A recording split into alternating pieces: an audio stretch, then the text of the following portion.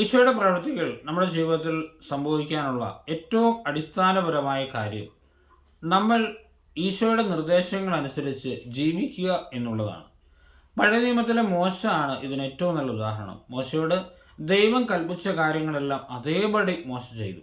വടി കയ്യിലെടുക്കാൻ പറഞ്ഞപ്പോൾ എടുത്തു, അത് താഴെ ഇടാൻ പറഞ്ഞപ്പോൾ ഇട്ടു, വടി കടലിന് മീതെ നീട്ടാൻ പറഞ്ഞപ്പോൾ നീട്ടി. അങ്ങനെ ദൈവം എന്താണോ പറഞ്ഞത് അതേപടി അതെല്ലാം അനുസരിച്ചുകൊണ്ടാണ് മോശയുടെ ജീവിതത്തിൽ ദൈവ പ്രവൃത്തികൾ നടന്നത്.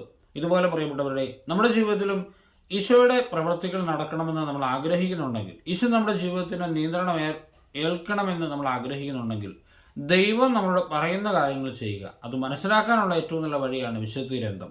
കാരണം വിശുദ്ധ ഗ്രന്ഥത്തിലൂടെയാണ് എൻ്റെ ജീവിതത്തെ സംബന്ധിച്ച് ദൈവഹിതം എന്താണെന്ന് ഞാൻ മനസ്സിലാക്കുന്നത്. ഓരോ സന്നിഗ്ധാവസ്ഥയിലും വിശുദ്ധ ഗ്രന്ഥം തുറക്കാനും അതനുസരിച്ച് ജീവിക്കുവാനും നമുക്ക് സാധിക്കട്ടെ.